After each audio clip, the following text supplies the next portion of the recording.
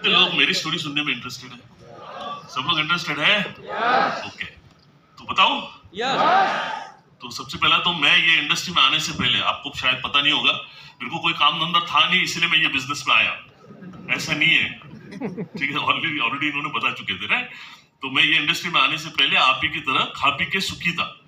मुझे भी लगता था कि मेरा जो चल रहा है एकदम बढ़िया है, मुझे इस तरह की बिजनेस में आने की कोई जरूरत नहीं है, क्योंकि मैं इससे पहले सेंट्रल रेलवे में एज ए लीगल एडवाइजर करके जॉब करता था।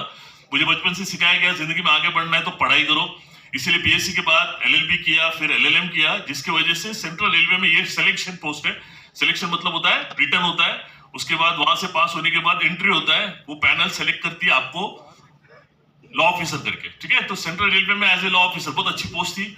उसके साथ में और आगे बढ़ना है, इसलिए मैंने कुछ एग्जाम दी, जिसका वजह से महाराष्ट्र गवर्नमेंट ने मुझे एक एडिशनल पोस्ट दी, जिसको बोला जाता है स्पेशल मेट्रोपॉलिटन मैजिस्ट्रेट, है ना? जो वकील जानता है, सीआरपीसी बोलते हैं ना, क्रिमिनल प्रोसीजर कोड, उसमें सेक्शन 18 पहले वाला, अभी नया आ गया, उसमें ऐसा प्रोविजन था, जो लोग गवर्नमेंट में लीगल पोस्ट हेल्ड करते हैं उनमें से कुछ लोगों को ये सिलेक्शन पोस्ट है, सेलेक्ट करके उनको एक एडिशनल पोस्ट दिया जाता है ना? ये बड़े बड़े जितने भी सेंट्रल गवर्नमेंट पोजीशन है, ऐसा मेरा पोजीशन था, ठीक है? और ये सिर्फ मेट्रोपॉलिटन सिटीज में होता है ये पोजीशन, जैसे बॉम्बे, दिल्ली, कलकत्ता और चेन्नई। क्लियर? बहुत बार क्या लोग कंफ्यूज करते हैं कि मैं रेलवे में मैजिस्ट्रेट था, रेलवे में मैजिस्ट्रेट नहीं था, रेलवे का काम अलग था।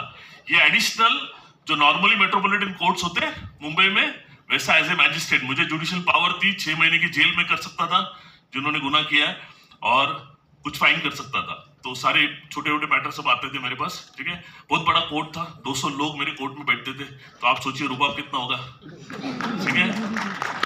ठीक है, उसके बावजूद मैं ये बिजनेस में जुड़ा नहीं, तो डे 1 से ये बिजनेस शुरू किया और पागल जैसा काम किया। नतीजा क्या हुआ मैं आपको बताऊंगा।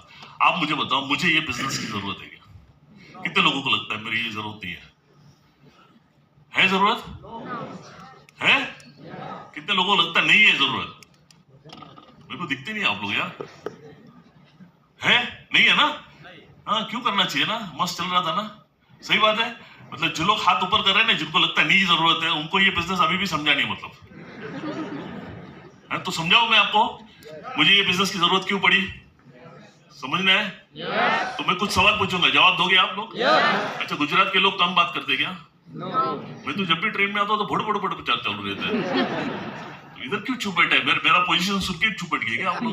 मैं अभी कुछ नहीं करने वाला आप लोगों को।